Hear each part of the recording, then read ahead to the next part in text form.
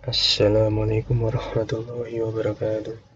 Selamat siang, perkenalkan nama saya Ganendra Bagas dengan NIM 2521601. Pada video kali ini saya akan mempresentasikan final project saya, yaitu klasifikasi citra penyakit gigi, karies, dan gingivitis menggunakan transfer learning MobileNet V2. Dan juga sekaligus saya akan menunjukkan kode yang saya kerjakan untuk pembuatan project ini. Saya akan bagi presentasi ini jadi 3 bagian, yaitu yang pertama deskripsi kasus, algoritma, dan hasil analisis sambil saya scroll dan jelaskan juga fungsi-fungsi kode di notebook ini satu persatu. Yaitu yang pertama deskripsi kasus. Masalah yang saya angkat adalah kesulitan membedakan dua penyakit rongga mulut paling umum, yaitu karies atau karies gigi dan gingivitis atau radang gusi. Keduanya penting dibedakan karena penanganannya berbeda. Karies perlu ditambal, sedangkan gingivitis perlu dibersihkan plaknya. Di sini saya akan tunjukkan sampel data saya, yaitu yang 800 citra karies dan 585 citra gingivitis. Tujuan proyek saya adalah membangun deep learning yang bisa mengklasifikasikan citra ini secara otomatis dengan akurasi tinggi agar bisa menjadi alat bantu screening awal sebelum pasien diperiksa oleh dokter gigi sungguhan. Berikutnya,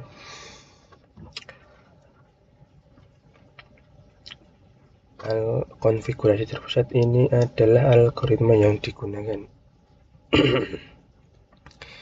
Ini adalah sel konfigurasi terpusat. Fungsinya menyimpan semua parameter penting di satu tempat, seperti path folder data, ukuran citra, batch size, rasio split, learning rate untuk dua fase training. Kemudian jumlah epoch sampai sheet 42 untuk memastikan hasilnya bisa direproduksi. Saya juga setup ML flow di sini untuk mencatat eksperimennya.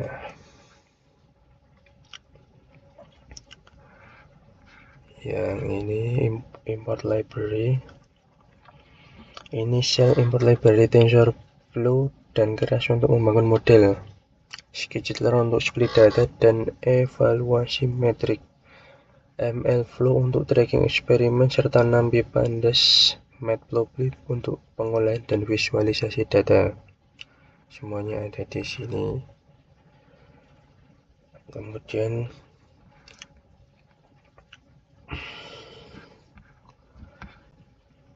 ekstraksi dataset. Sel ini fungsinya mengekstrak dataset dari file zip ke folder kerja, lalu menampilkan jumlah gambar di tiap folder kelas sebagai pengecekan awal. Untuk yang ini validasi kelas dan EDA. Di sini saya menghitung jumlah citra per kelas dan imbalance rasionya didapat rasio 1,37 kali antara karies dan gingivitis, lalu memvisualisasikannya seperti ini dalam bar chart dan pie chart supaya distribusi datanya terlihat jelas. Ini sampel gambar. Sel ini menampilkan beberapa sampel ajak dari tiap kelas. Fungsinya untuk quality check, memastikan gambar dan labelnya benar sebelum masuk proses training. Kemudian ini adalah split train file test data. Ini bagian penting. Fungsi train test split dari scheduler saya pakai 2 kali secara berurutan. Split pertama misalkan data dari 70% train dalam 30% sisanya. Split kedua menjadi 30% sisanya.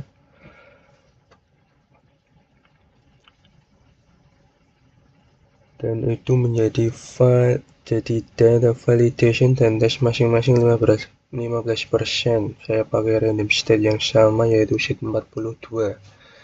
supaya hasilnya konsisten setiap dijalankan ulang dan tidak ada gambar yang tercampur atau bocor antara folder train, file, dan test.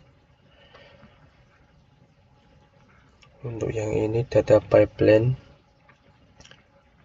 Ini adalah data pipeline. Ada 3 fungsi utama di sini, yaitu fungsi load and preprocess yang bertugas membaca file gambar di code jadi array recess ke 224 kali 224, lalu menerapkan preprocess input bawaan mobilnet V2 yang menormalkan nilai pixel ke rentang -1 sampai 1. Hal ini wajib disamakan persis saat training maupun nanti saya interferensi. Fungsi augment yang hanya dipakai untuk data training melakukan flip horizontal acak, mengubah brightness dan kontras secara acak, serta rotasi acak 0, 90, 180, atau 270 derajat. Tujuannya memperkaya variasi data supaya model tidak overfitting, dan fungsi make dataset menggabungkan semuanya menjadi objek tf.data.dataset yang efisien, lengkap dengan shuffle untuk data training. Dan ini resultnya. Kemudian untuk class weight, karena datanya sedikit imbalance, saya hitung class weight-nya menggunakan fungsi compute class weight dari scikit-learn dengan mode balance, yaitu fungsinya memberi bobot lebih besar ke kelas minoritas sensitivitas supaya saat training kesalahan pada kelas ini dihukum lebih berat dan model tidak bias ke kelas mayoritas carriers. Yang ini adalah sel untuk bangun model. Ini bagian arsitektur model. Fungsi build model di dalamnya saya panggil mobilnet V2 dari crash.application dengan bobot pralatih ImageNet dan include top false supaya layer klasifikasi bawahnya tidak ikut terpakai.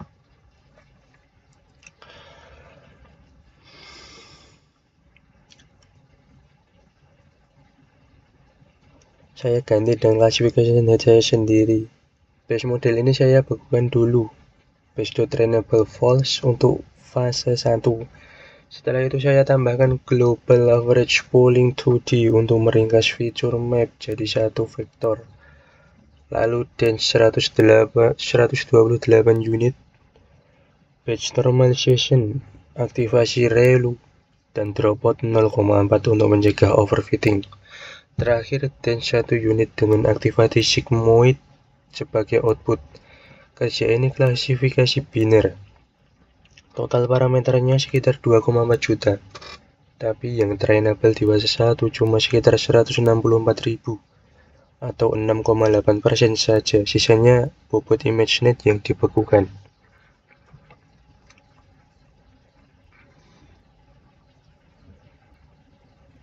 Berikutnya adalah training fase 1. Ini training fase 1 feature extraction. Model saya compile dengan optimizer Adam, learning rate 1i3 loss, binary cross entropy, dan metrik akurasi serta IUC. Saya pasang 3 callback model checkpoint untuk menyimpan model terbaik berdasarkan file IUC, early stopping untuk menghentikan training kalau file loss tidak membaik lagi supaya tidak overfitting, dan reduce LRNOP plateau untuk menurunkan learning rate otomatis kalau training stagnan. Semua proses ini juga saya catat ke MLflow lewat MLflow start.run. Yang ini.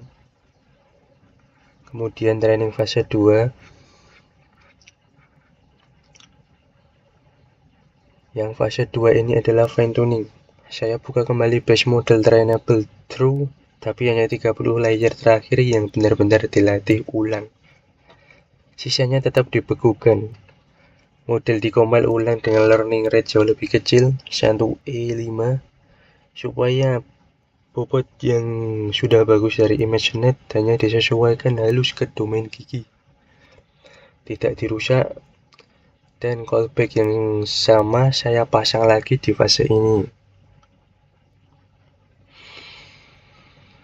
Kemudian ini adalah hasil dan analisis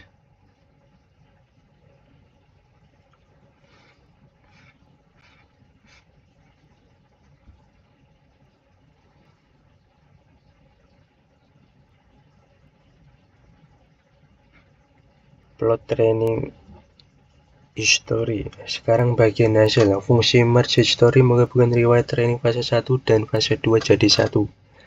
Lalu saya plot accuracy, loss, dan AUC-nya. Ini grafiknya. Garis putus-putus ini menandai titik mulainya fine tuning. Terlihat model konvergen sangat cepat dan values turun mendekati 0. Kemudian threshold optimal dan ROC curve. Di sini saya mencari threshold keputusan terbaik, bukan asal pakai 0,5.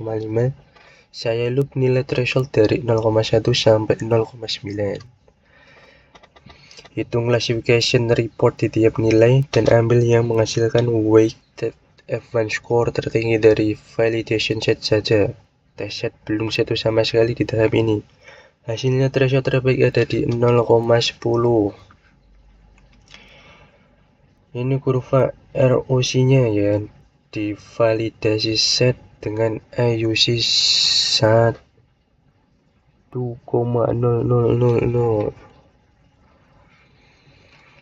Yang terakhir yaitu evaluasi test set. Ini evaluasi final dan ini dilakukan cuma sekali di test set yang sama sekali belum pernah dilihat model. Fungsi model evaluate menghasilkan loss, akurasi, dan AUC di test set semuanya sempurna. Akurasi 100%, AUC 1 juta.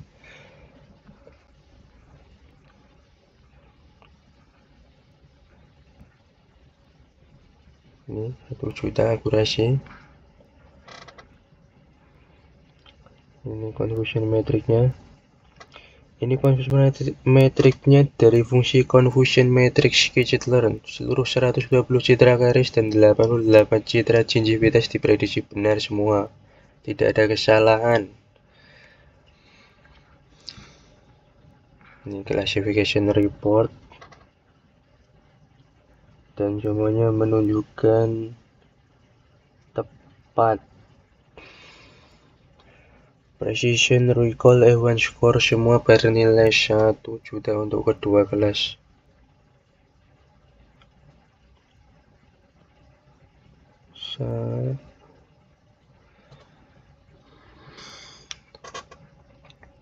Nah, kemudian apakah hasil ini sudah baik? Secara angka iya, sempurna. Ini didukung oleh separabilitas visual yang tinggi antara garis dan gingivitas. Kekuatan transfer learning dari MobileNet V2, regularisasi yang memadai seperti Dropbox dan augmentasi, serta metodologi evaluasi yang disiplin. Threshold dari file set, test set hanya disentuh sekali di akhir. Tapi saya tetap perlu jujur secara ilmiah. Hasil 100% pada test set yang cuma 208 citra dan berasal dari dataset yang relatif homogen ini perlu dibaca dengan hati-hati, bukan diklaim langsung generalizable di ke data dunia nyata yang jauh lebih beragam. Setelah evaluasi selesai, saya simpan modelnya dalam format keras.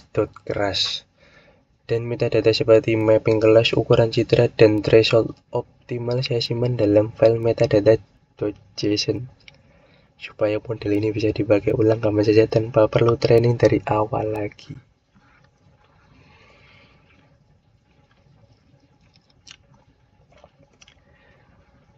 Fungsi inference gambar baru. Ini berfungsi untuk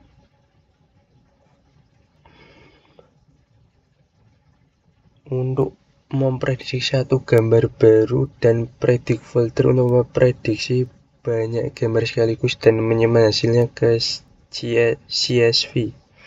Preprocessing ini difungsikan saya sama persis dengan saat training supaya prediksinya konsisten.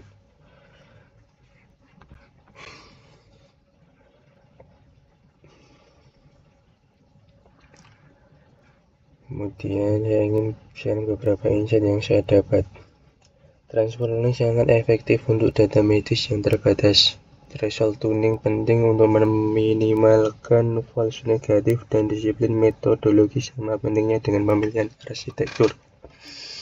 Keterbatasannya yaitu dataset masih kecil dan mungkin homogen sumbernya. Model hanya menangani 2 kelas biner padahal kondisi nyata bisa lebih kompleks. Belum diuji pada variasi kondisi pengambilan gambar.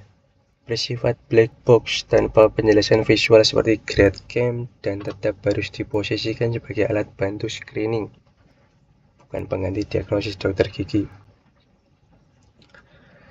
Demikian presentasi final project saya, lengkap dengan penjelasan kode di notebook. Terima kasih atas perhatiannya, mohon maaf apabila ada kekurangan. Assalamualaikum warahmatullahi wabarakatuh. Sekian dari saya.